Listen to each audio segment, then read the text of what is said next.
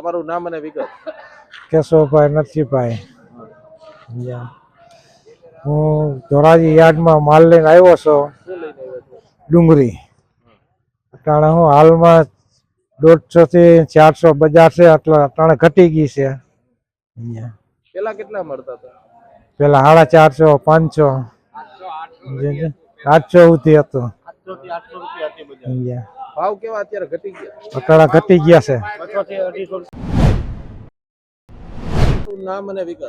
હું મારું ગામ સ્ટેશન વાવડી, રાજેશભાઈ ઢોલરિયા, સ્ટેશન વાવડીનો છું.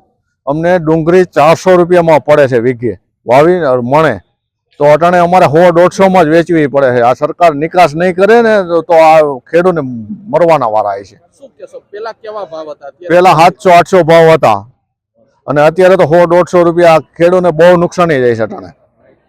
ખેડૂત માટે કેવા ભાવ મળવા જોઈએ? ભાવ મળવો જોઈએ 1000 રૂપિયા ભાવ મળવો જોઈએ.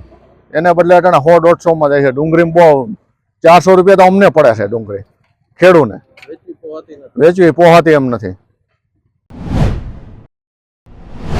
તમારું નામ અને વિગત? મારું નામ બાપભાઈ અરજણભાઈ લીમદરા.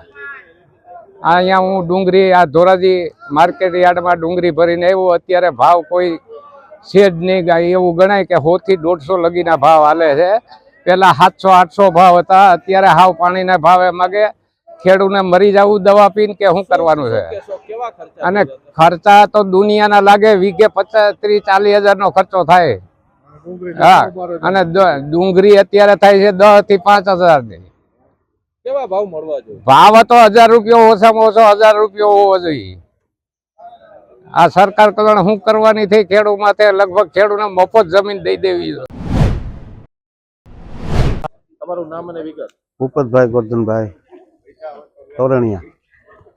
કારણ હું ડુંગળી લઈને આવ્યો છું. ડુંગળીની બજાર ઘટી ગયેલી છે બરોબર. 700 થી 800 રૂપિયા હતા, અત્યારે 200 થી 150 રૂપિયા બજાર બોલે છે. ત્યારે ડુંગળીની આવક વધી ગઈ છે એટલે ભાવ ઘટી ગયા છે. ઊંચામાં ઊંચી કેટલી ડુંગળી ગયા છે? આજ ઊંચામાં ઊંચી 300 રૂપિયા બજાર ગઈ છે. શું કહેશો, કેવો ખર્ચો કર્યો તો? કેવી મજૂરી? ખર્ચો તો એમાં કઈ થોડી ગણતરી હોય. ખર્ચો કરવી એમાં ખેડૂત ખર્ચો કરે એમાં કઈ ગણતરી ન હોય. 7,000 થી 8,000 રૂપિયા? હા, એટલો તો થઈ જ જાય ને ખર્ચો. એમ કેવા ભાવ મળવા જોઈએ? મળવા જોઈએ 500 રૂપિયા તો બજાર મિનિમમ મળવા જ જોઈએ. એમ 500 રૂપિયા બજાર આવવી જ જોઈએ. તો જ એમાં ખર્ચ. પાછળનું કારણ શું?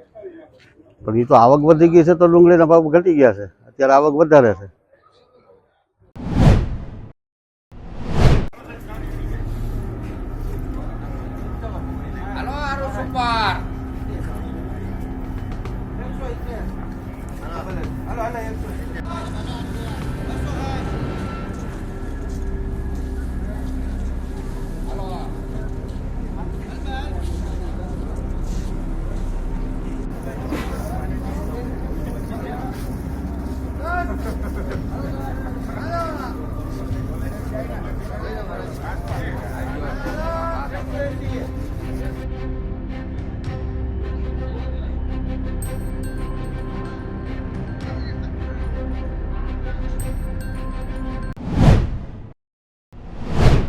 નામ જીતેશ વઘાસિયા, ગામ ધોરાજી, એક ખેડૂત અગ્રણી, એક ખેડૂત આગેવાન તરીકે કહું છું. આ સરકારને મારી નમ્ર અપીલ છે, આજની તારીખમાં જે રાજકોટ જિલ્લાની અંદર ધોરાજી એપીએમસીમાં કે જ્યાં મારા ખેડૂતોની જે ડુંગળીની આવક મબલક આવક છે, તો આજની તારીખમાં જે ડુંગળીઓ આવી છે, આ સરકારે એક્સાઇઝ ડ્યુટીની વાત કરી છે, તો તાત્કાલિક એનું નિર્ણય લાવે. બીજી કે તાત્કાલિક એ ટેકાના ભાવની સહાયની વાત કરે. દર વર્ષે આજ હું જોઉં છું 4 વર્ષ થયા એક કિસાન નેતા તરીકે કે મારા ખેડૂતોને રાતી પાયે રોવાનો વારો આવ્યો છે. તાત્કાલિક આ એક્સાઇઝ ડ્યુટીની વાત છે, તાત્કાલિક આ નિકાસબંધી કરે તો એ ઘટાડી દે, છૂટી કરે, તાત્કાલિક આ બોર્ડરો બધા છૂટી કરે. આજ તમે જોઈ શકો છો ગોંડલ યાર્ડમાં પણ આ હાલત છે. આજ ધોરાજીમાં મારો ઇતિહાસ બની ગયો છે. હું એક ખેડૂત આગેવાન તરીકે કહું છું, મહેરબાની કરીને આ ક્યાં ગયા છે તમારા કમલમ ગટાઓ, ક્યાં ગયા છે તમારા મળસિયાઓ, ક્યાં ગયા છે તમારા સત્તાધીશો? શું કરે છે આ મિલીભગત કેની છે? આજ કિસાનોની 80 થી 100 રૂપિયામાં ડુંગળી લેવાતી નથી, તો જાય તો ક્યાં જાય? આજ રોડ ઉપર મારા કિસાનો જે રજડી પડ્યા છે, ખાવાની પણ હો નથી. રાતને દિવસ આ ઠંડીમાં આજે કિસાનોને આજની તારીખમાં 50 કે 60 કિસાનોને જે ટોકનો આપે છે, તો કિસાનો બીજા કરે શું? આજની તારીખમાં મહેરબાની કરીને મારી સરકારને ભલામણ છે કે કિસાનોનો તાત્કાલિક આ બેવડી નીતિ હોય તો મારી આ જે અપનાવે છે એ ખોટી છે. બાકી આજની તારીખમાં નેતાઓની મિલીભગત છે કે સત્તાધીશોની મિલીભગત છે, આ ક્યાંનો ન્યાય છે? હું ખેડૂત આગેવાન તરીકે, ખેડૂત અગ્રણી તરીકે કહું છું કે આજે કિસાનો બે બાકડો થઈને મારો રોઈ ગયો છે. શું કરે છે કમલમના ગઠ્ઠાઓ? મહેરબાની કરીને તાત્કાલિક યુદ્ધના થોડે મારા કિસાનોની બહાર આવે, તાત્કાલિક એક્સાઇઝ ડ્યુટી કરી નાખે. બોર્ડર ઉપર નિકાસબંધી હોય તો એને છૂટ આપે. આજ કિસાનોની 3 કિલોમીટર ધોરાજીની અંદર લાઈન લાગી છે. આજે ગોંડલને પણ સારું કેવડાવે એવી હાલત આજ મારા ધોરાજીની થઈ ગઈ છે. મહેરબાની કરીને આ કેની મિલીભગત છે? યાર્ડના સત્તાધીશોની છે કે યાર્ડના વેપારીઓની છે? આ ક્યાંનો ન્યાય છે?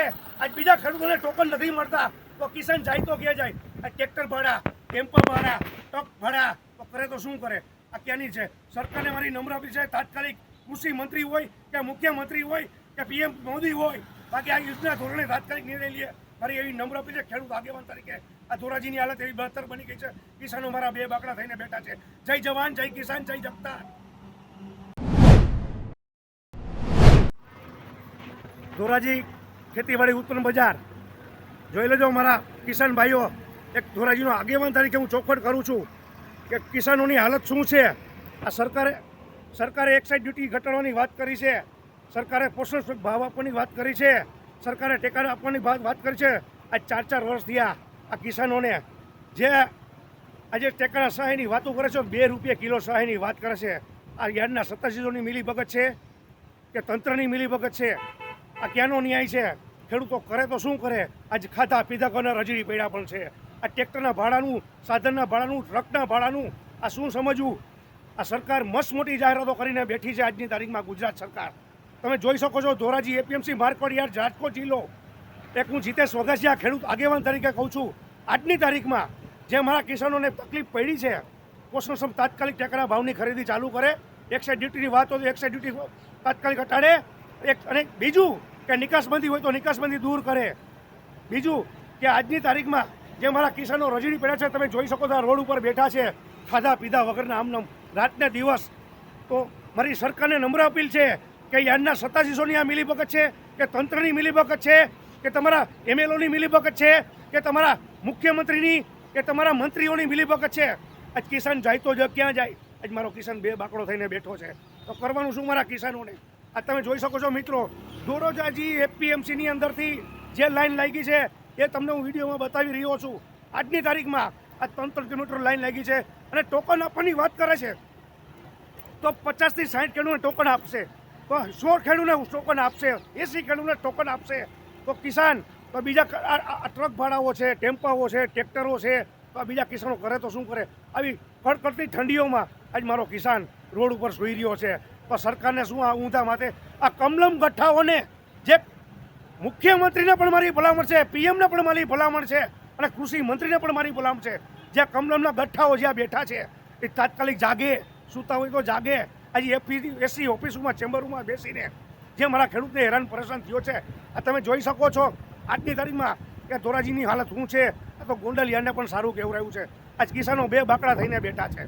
મહેરબાની કરીને મારી સરકારને નંબર અપીલ છે. એક હું ખેડૂત આગેવાન તરીકે કહું છું, ધોરાજી શહેરના. મારું નામ જીતેશ વઘાસિયા, ગામ મારું ધોરાજી. આ રાજકોટ જિલ્લાની અંદર આવો ક્યારેય ધોરાજીમાં બનાવ નથી બન્યો.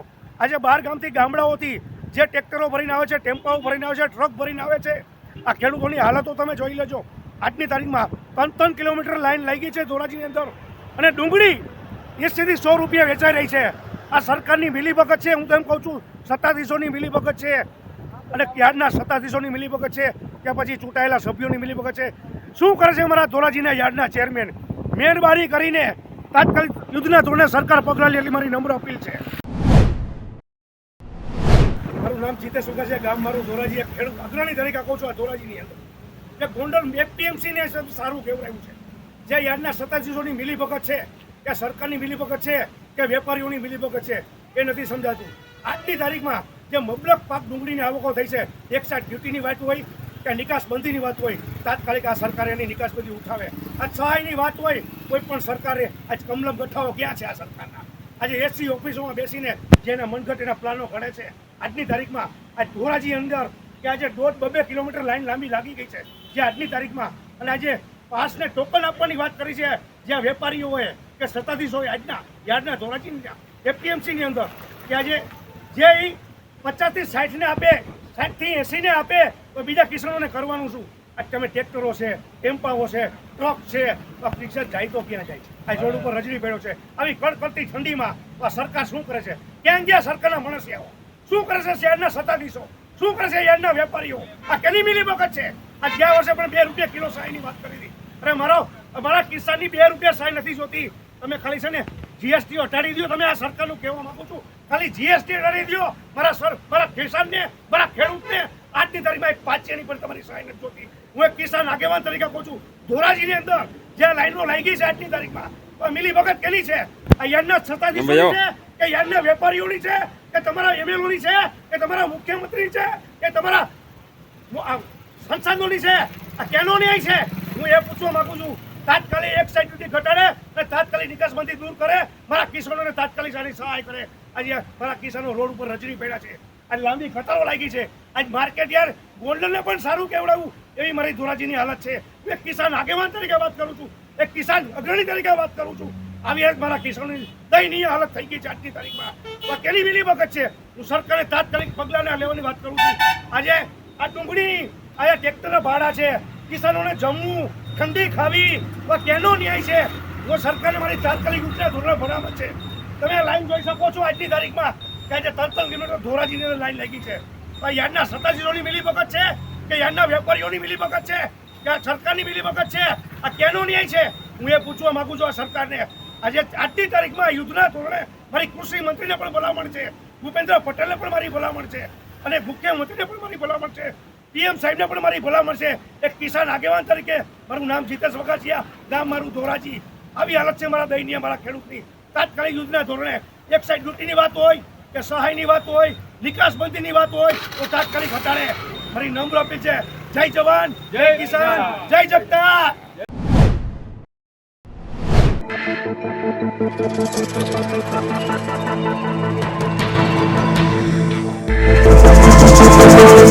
Thank you.